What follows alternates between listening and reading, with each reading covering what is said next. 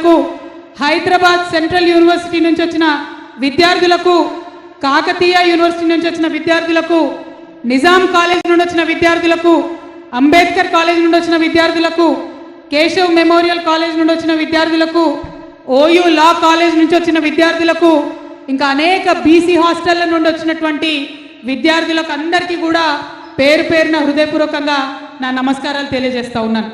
అదేవిధంగా ఈరోజు వేదిక మీద ఉన్నటువంటి యునైటెడ్ పూలే ఫ్రంట్ కన్వీనర్ గారు గౌరవనీయులు పెద్దలు గట్టు రామచంద్రరావు గారికి, అన్న బొల్ల శివశంకర్ గారికి, అట్లానే విజయేందర్ సాగర్ గారికి, నిమ్మల వీరన్న గారికి, మారన్న గారికి, వంజరి ప్రవీణ్ గారికి, వేదిక మీద ఉన్న కుమారస్వామి గారికి, అట్లానే మా సోదరి మాధవి గారికి, అన్న గోవర్ధన్ యాదవ్ అన్న గారికి, కృష్ణమాచార్య అన్న గారికి, తమ్ముడు ఫారూక్ గారికి సంచార జాతుల నుండి, అట్లానే వేదిక మీద ఉన్నటువంటి ముదిరాజ్ సంఘం నాయకులన్న కొట్టాల యాదగిరి గారికి, కుమ్మరి శాలివాన సంఘం నుంచి ఉన్నటువంటి తమ్ముడు నరేష్ గారికి, మేరు సంఘం నుండి ఉన్నటువంటి సోదరులు మధు గారికి, మాధవ్ గారికి, అట్లానే మా కవిత కూడా ఉంది మేరు సంఘం వారికి, అట్లానే భాస్కర్ యాదవ్ గారికి, సంపత్ గౌడ్ గారికి, అమాలి సంఘం నుండి ఉన్నటువంటి అన్న సీనన్న గారికి, అట్లానే గోపు సదానందం అన్న గారికి,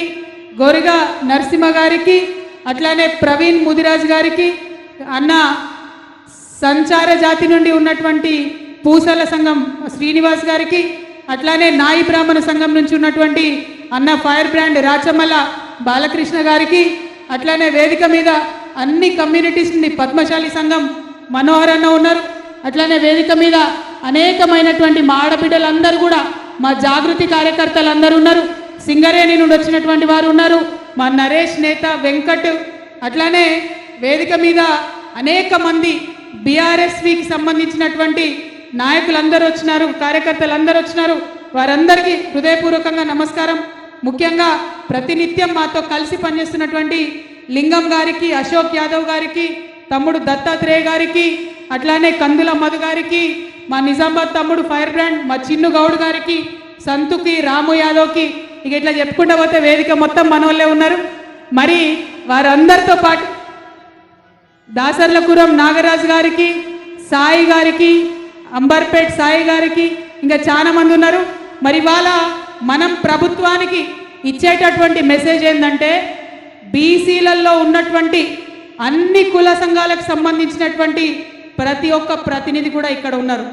వారితో పాటు అనేక మంది ఇతర కమ్యూనిటీకి సంబంధించి మరి బీసీలకు సంబంధించి వారి ఆత్మగౌరవ ప్రతీక అయినటువంటి పూలే గారిని అసెంబ్లీలో నిలబెట్టాలని కాంక్షించేటటువంటి అనేక మంది ప్రజాస్వామ్యవాదులు కూడా ఇక్కడ ఉన్నారు.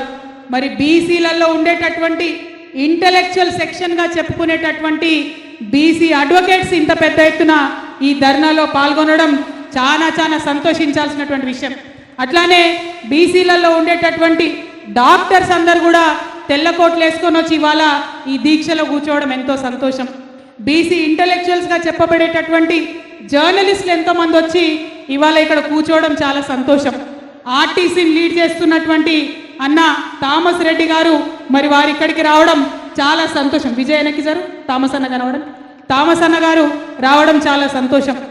మరి అనేక మంది ఇక్కడికి వచ్చి ఇవాళ ఈ ఉద్యమాన్ని సపోర్ట్ చేస్తున్నారంటే మరి మామూలు విషయం కాదు. ఇక్కడ వేదిక వేయడం దగ్గర నుంచి, బ్యానర్ కట్టడం దగ్గర నుంచి నిరంతరం మరి మాతో పాటు కలిసి పనిచేస్తున్నటువంటి ఆలకుంట హరి గారికి, అట్లానే మా తమ్ముడు నవీనాచారి తెలంగాణ జాగృతి జనరల్ సెక్రటరీ వారికి ఇంకా మామూలు ప్రయత్నం లేదు, ప్రతి ఒక్కరి ప్రయత్నం ఉన్నది.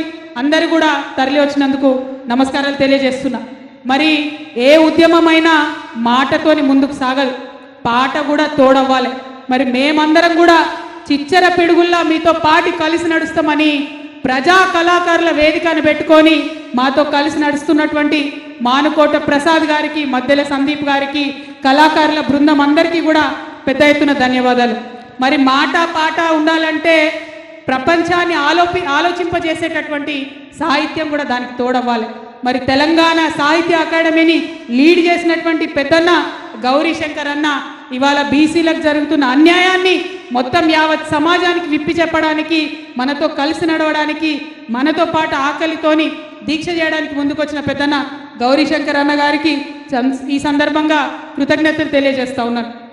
అదేవిధంగా మరి వాళ్ళ ఇంతమందిని కలిసి ఎందుకు కూర్చున్నాం ఇక్కడ, ఇంత ఎండల ఆకలితోని ఎందుకోసం కూర్చున్నట్టు ఇక్కడ ఒకటే ఒక ఆలోచన. మన భారతదేశంలో తరతరాలుగా వేల సంవత్సరాలుగా అన్యాయానికి గురైనటువంటి అనేక జాతులు ఉన్నాయి, అస్పృశ్యతకు గురైనటువంటి అనేక జాతులు ఉన్నాయి, అవకాశాలు దక్కనటువంటి అనేక జాతులు ఉన్నాయి, మహిళలు ముందుకు రానటువంటి జాతులు ఇంకా ఎన్నో ఉన్నాయి.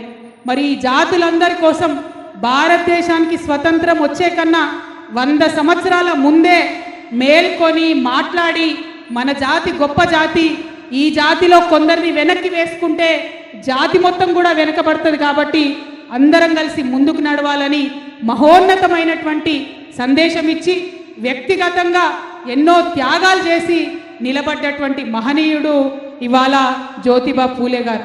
వారి సహధర్మచారిణి అమ్మ సావిత్రిబాయి పూలే కూడా మరి వారికి తోడు నీడగా ప్రతి కష్టంలో నడిచి ముందుకెళ్ళినటువంటి గొప్ప వ్యక్తి. బాబాసాహెబ్ అంబేద్కర్ చాలా సందర్భాల్లో చెప్పిండు, జ్యోతిబా పూలే అంటే నాకు గురువు, ఆయన చేసినటువంటి పనిని చూసి నేను స్ఫూర్తి పొంది నా జాతి కోసం కొట్లాడడానికి ముందుకొచ్చిన అని బాబాసాహెబ్ అంబేద్కర్ చెప్పుకున్నాడు.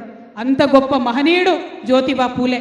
1848 మన భారతదేశానికి స్వాతంత్రం వచ్చింది 1947లో, కానీ 1848లో జ్యోతిబా పూలే గారు ఆనాడే మహిళల కోసం పాఠశాల పెట్టినటువంటి గొప్ప వ్యక్తి.